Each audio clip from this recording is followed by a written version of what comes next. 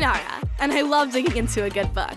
So let's read, learn, and grow together, one diverse character at a time. Welcome to Ainara's Bookshelf. Whoa, I just finished watching Spider-Man Into the Spider-Verse again, and I really want more Miles Morales. Maybe there's a book I can read about him, but maybe not a comic, because that would be too short. Oh, the Spider-Man novel! This is perfect! This book is an original Miles Morales novel by the award-winning author, Jason Reynolds.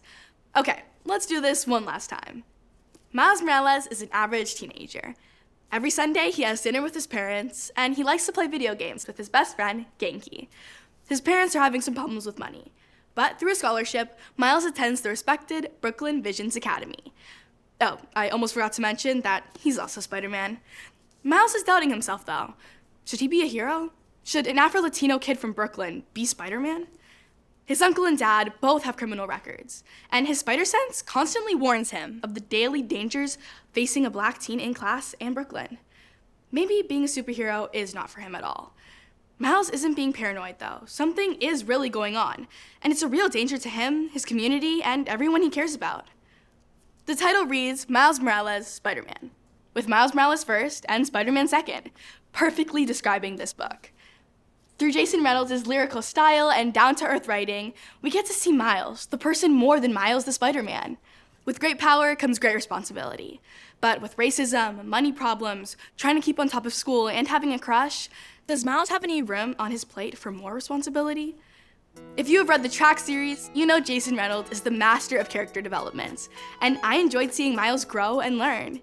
He makes bad choices and learns from his mistakes, which is a valuable lesson for young readers. It's interesting seeing behind the mask to see superheroes as they would be in real life, imperfect people trying to do the right thing. Real people still affected by the things we all deal with. This is Miles' book, more than a Spider-Man book, but there is no Spider-Man without Miles. You'll love Miles and Genki's relationship, as well as all the Afro-Latino culture and the city of Brooklyn. The writing makes them feel so real, like all these people are living Brooklyn as you read the book. I recommend this book for ages 11 and up. Whoa.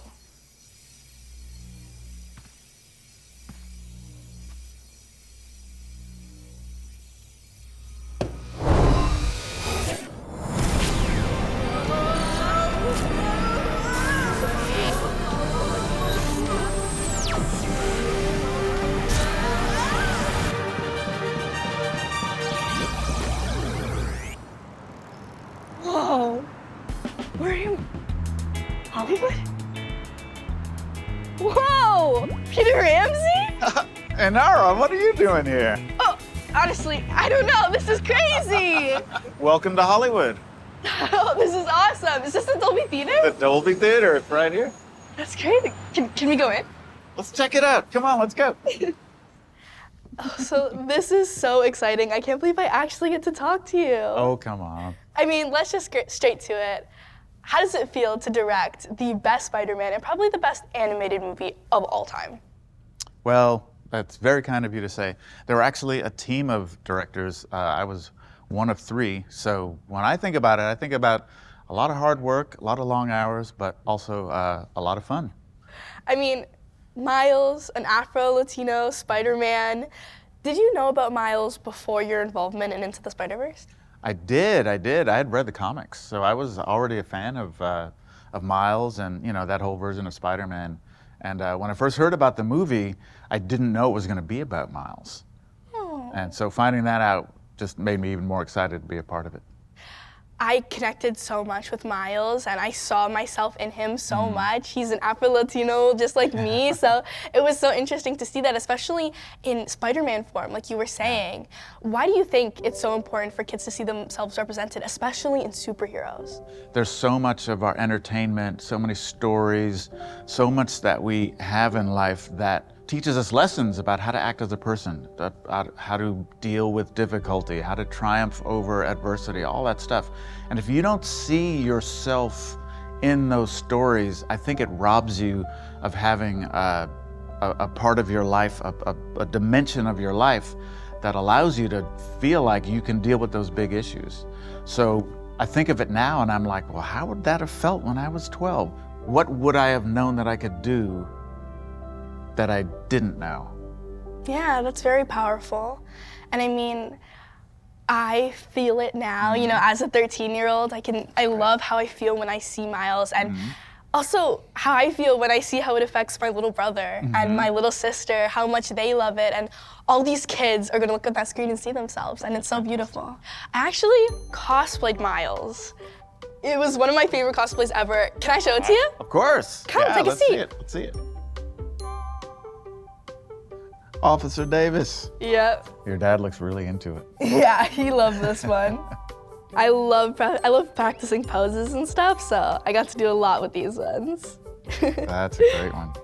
If you sit through any of my dad's rants about the movie, you realize that people connect with Miles and his family on a very deep level.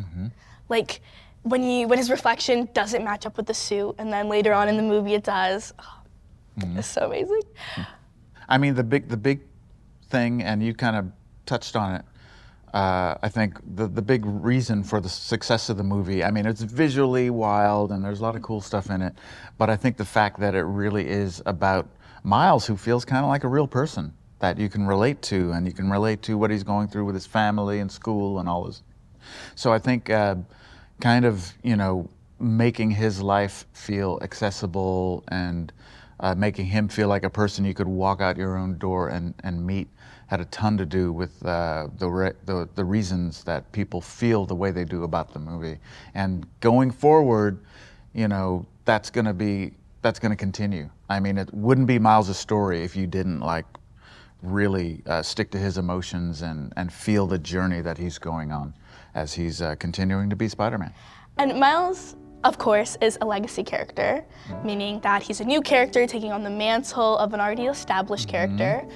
But there is some pushback about a black Spider-Man, you know, even though he's not Peter Parker. I want to know, what are your thoughts on legacy characters and race swapping? Yeah, you know, change is always hard for some people to deal with. You know, people get used to having one thing for, you know, for the bulk of their lives, and to suddenly see it change or see a different version of it, you know, it's tough for some people to wrap their heads around. I think it only gets more interesting and better the more people are included. For example, in Spider-Verse, you know, we still had Peter Parker there, and he met Miles Morales, and you had a real sort of interplay between the two ideas, which kind of makes both ideas richer, and it shows you that both of them can exist side by side.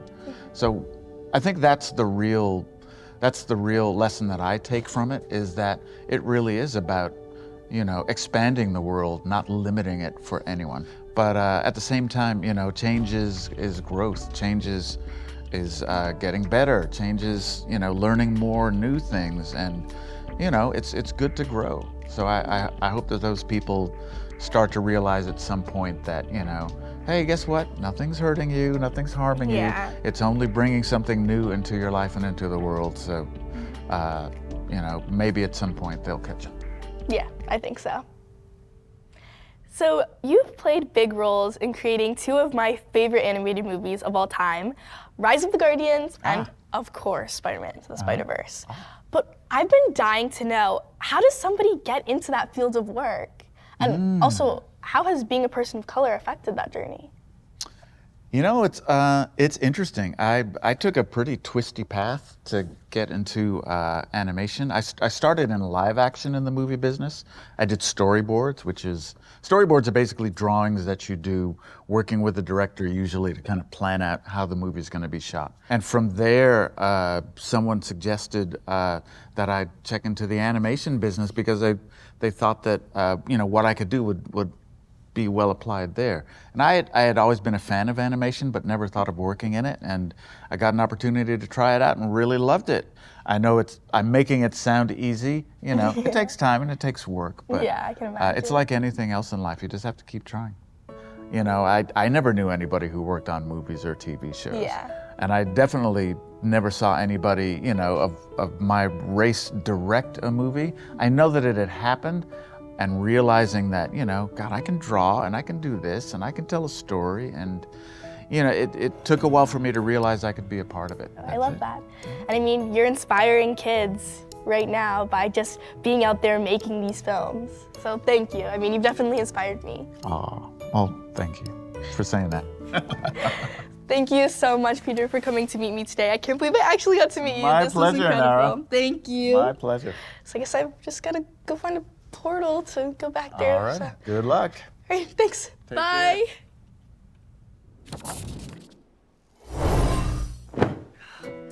Phew. The multiverse is exhausting. Keep reading, keep learning, keep it real, and see you back here next time. Whew.